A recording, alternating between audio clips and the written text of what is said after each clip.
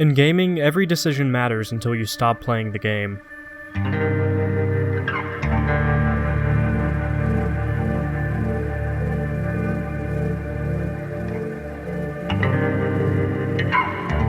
The ultimate goal of morality systems in games is to make players empathize with fictional characters, even if they typically don't. I'm sure we've all been playing an RPG such as Fallout New Vegas and decided to quick save, kill everyone in town, and then quick load before carrying on as if it never happened.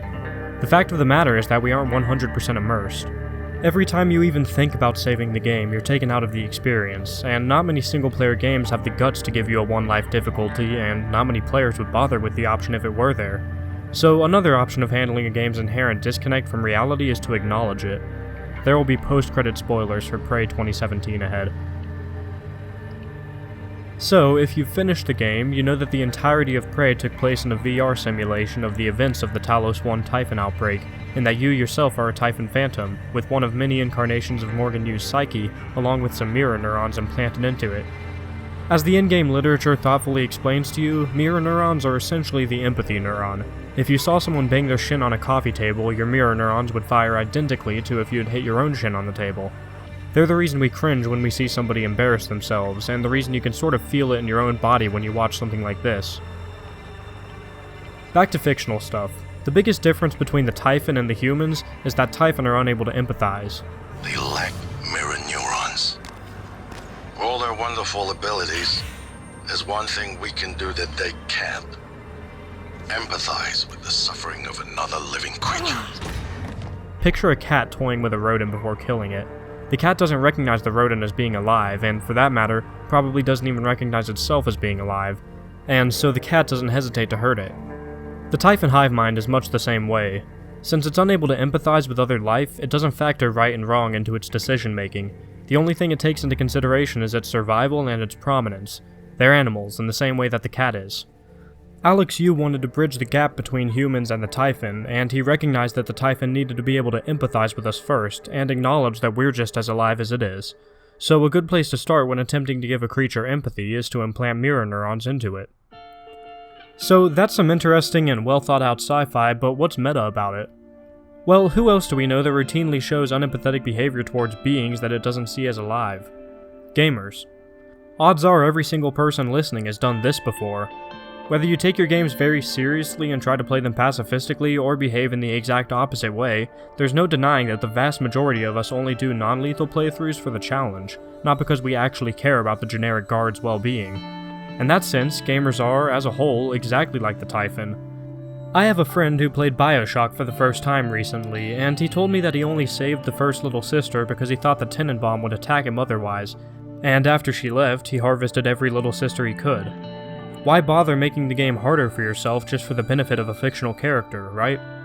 Well, rather than try to make us truly care about fictional characters outside of their role to the story, like so many BioShocks, Dishonored's, New Vegas's, and Deus Ex's before, Prey just wants us to show some sign of empathy before inevitably killing them all. Until the last couple hours of the game, the player is left under the impression that the only way to complete the game is to destroy all of Talos 1, and every human on board. So right off the bat we have to decide whether or not we're going to kill people as soon as we see them, or give them a glimmer of hope before eventually destroying them. After all, most of them probably won't like it when they realize that you plan to kill them, and indeed, some of them make things difficult for you when you eventually make it obvious you intend to destroy the station.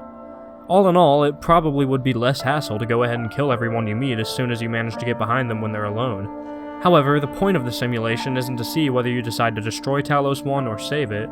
The point is to see how well mirror neurons work at giving you empathy for characters that you otherwise wouldn't see as alive.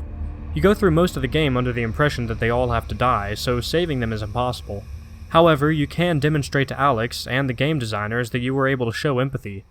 Most of the moral choices in this game aren't a simple good option, evil option decision.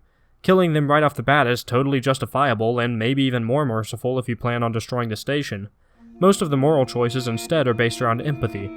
The simulation we play through isn't exactly how it went down on Talos 1. This is a recreation of the Typhon outbreak with various empathy tests put in. One of the first of these is Psychotronics volunteer Aaron Ingram.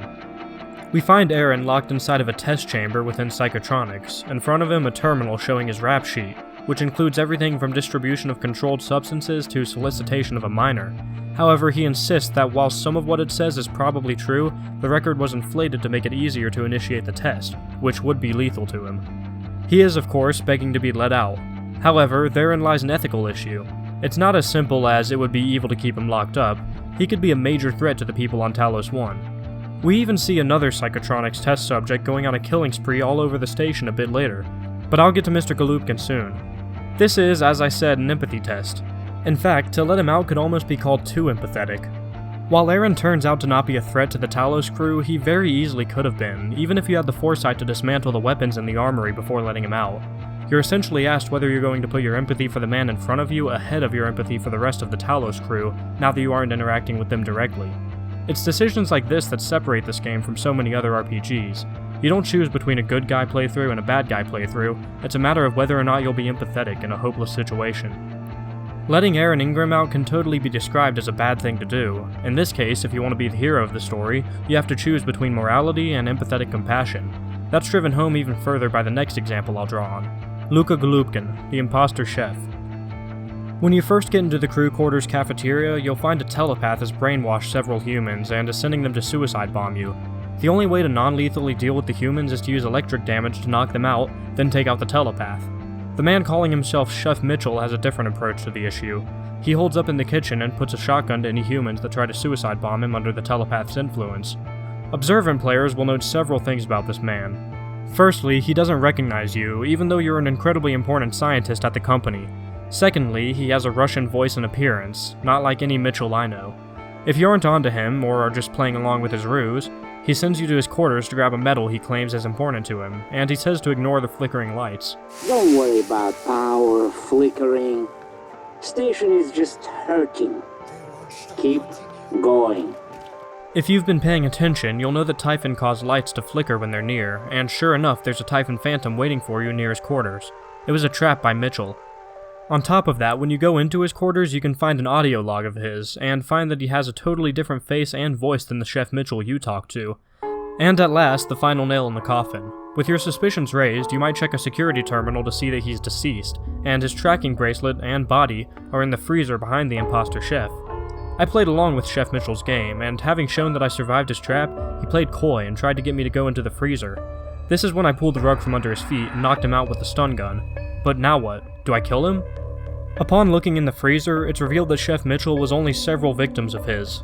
This is putting your answer to the Aaron Ingram problem to scrutiny. You know that this man is a murderer, but he's completely helpless having been knocked out by you.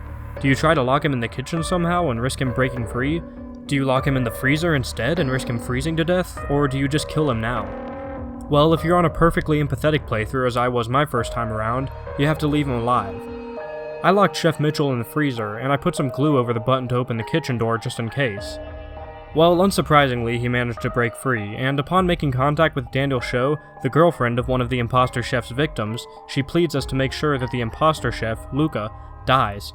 There's no denying whatsoever that if he escapes, he will kill again, and probably in a much more brutal way than simply blowing up the station or putting one in the back of someone's head. Just as with Aaron Ingram, this probably didn't actually happen, or was just highly romanticized in the Talos 1 simulation. But it's there as a test of the mirror neurons, to see if we put our empathy above our common sense and arguably our morality. Alex will terminate us at the end of the game if he decides that the mirror neurons failed and we're unempathetic, or just completely amoral. But as with Aaron Ingram, neither decision will count against us when it comes to whether or not Alex has made a more sociable Typhon Phantom. Unless, of course, you subject Aaron Ingram to the experiment to get more exotic matter. That's pretty amoral and unempathetic when you could just leave him locked up. While Prey is filled with decisions like whether or not to use Typhon neuromods or neuromods at all, or whether it's ethical to use a recycler grenade on the corpse of a human to get more organic matter, what really matters in terms of getting Alex's approval when he decides whether or not to terminate you is how empathetic you were. Because just like the game designers, the designers of the Talos 1 simulation were simply trying to get you to empathize with characters whose lives had no true bearing on reality, whereas you wouldn't otherwise. By putting us in such an immersive game in which your decisions have long-lasting consequences, the game designers are essentially implanting mirror neurons into our heads as players, and all of these slightly exaggerated moral problems were designed to put our newfound empathy to the test. The game story mirrors the real-life intent behind the creation of the game. That's a classic example of a meta-narrative. Above are two of the most blatant examples, but there are several others. One of my favorite moments in all of gaming is another great example, even if it has no actual bearing on your ending. The Captain's Dilemma. When you get to the Captain's Loft on the bridge of Talos 1, you find that she's killed herself, with a terminal in the room prompting you to choose whether or not to detonate the scuttle charges on a shuttle back to Earth. The audio log on her body reveals that the shuttle left not a half hour before the first alarms of a Typhon outbreak were activated. With no way of knowing whether or not the shuttle has a Mimic on board, you're forced to choose whether or not you want to detonate the shuttle, killing all of its passengers, some of the only people in a position to survive the Talos 1 incident. We even see a Typhon Mimic hiding aboard another shuttle whose crew died before they were able to escape the Talos 1 magnetosphere. The Mimic's intention, of course, being to catch a ride to Earth. As players who completed the game empathetically will know, the Earth is already overrun with Typhon. Captain Jada Mark's indecisive suicide may very well be the reason the Typhon get to Earth in the first place, assuming A, that the Typhon have no way of getting to Earth without human input, and B, that Captain Marks really did kill herself, and that it wasn't part of the simulation to give us another empathy test. And even without knowing that Earth was taken over by the Typhon after Talos 1, the player is asking themselves whether or not this event will lead to that eventuality. This is a difficult decision to make, especially on an empathetic playthrough. Again, both answers are justifiable, and I think the indecision that most players are probably struck with here is the reason that this is a part of the simulation at all. If you're indecisive about it, your newfound compassion is doing its job. While by the end of the game we already know that neuromods have been smuggled back to Earth, and that neuromod users have gone back to Earth after an aptoaggressive neurotomy, removal of neuromods, it's unclear whether or not this means that humanity was already doomed before the outbreak. Neuromods are made from exotic matter extracted from the Typhon, and whether or not this matter is dangerous before or after it's been injected into the subject isn't confirmed or denied. Although the fact that a subject with enough Typhon neuromods will appear as a Typhon to the Eradicator auto-turret's psychoscope is pretty solid evidence if you ask me. Anyways, one of the ending options, if we save Dio Igwe and a few other humans, is to subdue Transtar's mop-up operative Dal, and give him an aptoregressive neurotomy, resetting his memories to before he was ordered to wipe out the Talos crew. We can then manipulate him into flying the shuttle back to Earth with several of the surviving crew members, thus saving their lives. If neuromods in and of themselves would allow the Typhon to get to Earth, then we're left with one issue regarding whether or not to do this.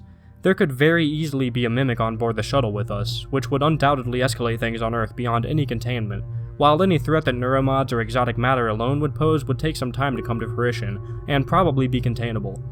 A Mimic could be a bit of food brought along for the journey. It could be one of Sarah Elazar's guns, or anything close to a Mimic's weight brought on board by any of the dozens of people who are potentially in the shuttle's cargo bay. The more people you get aboard this shuttle, the more likely it is that there will be a Mimic on board. There's no way of knowing. On top of the empathetic issues associated with rolling back someone's memories in order to manipulate them, we're again faced with another morality versus empathy scenario. If we use the prototype null-wave transmitter device to wipe the Typhon off the station, then there's no need to get the crew off the station, assuming Dal is subdued. However, deciding to activate the Talos 1 self-destruct, then using the shuttle to get any survivors off the station sort of defeats the purpose of blowing it up in the first place. If you truly believe that destroying the station is the best option for humanity, then you have to either accept that humanity was doomed before you introduce the possibility of a Typhon Mimic getting to Earth via the shuttle, or accept that there can be no survivors of the station's self-destruct, yourself included. Neither belief will get in the way of an empathetic or unempathetic ending, but if you do believe that you can save humanity if everyone on Talos dies, as you do for the majority of the game, then the only question is, how humanely do I murder these people? And you're asking yourself this under the assumption that anything short of killing every human you come across may very well bite you and the rest of humanity in the ass when the humans realize you intend to destroy the station. Prey isn't about whether or not you believe in Alex's transhumanist vision for the future, or if you believe the Transtar scientist can save humanity from the Typhon, or whether or not neuromods would just amplify classism, or if playing God like this is something humanity is ready to do. Prey is about whether or not gamers can empathize with characters whose doomed fate is already set in stone. I'm going to play some key lines from the post-credit sequence on a perfectly empathetic run. Try to look for the subtext in what Alex says, and remember, the Typhon that we play as is an analog for us gamers, and Alex and the operators are an analog for video game characters. It's finished. How did it do? Activation of the mirror neurons is promising. Empathy quotient shows to be exceptionally high. It probably thinks it was dreaming. Nothing mattered. And later, it recovered the Leitner connectomes. They were of no practical use, except that they were deeply meaningful to me. It found me. It didn't need to. but it did. I asked it to stop Volunteer 37, but it left him alive. It could mean a low drive for retribution. There were a lot of humans controlled by the Typhon that it could have harmed. Seems like it went out of its way to avoid that. You can hear us, can't you? We spent years trying to put what you can do into us. We never tried putting what we can do into you. Until now. You're the bridge between our species. I need to know if you see us.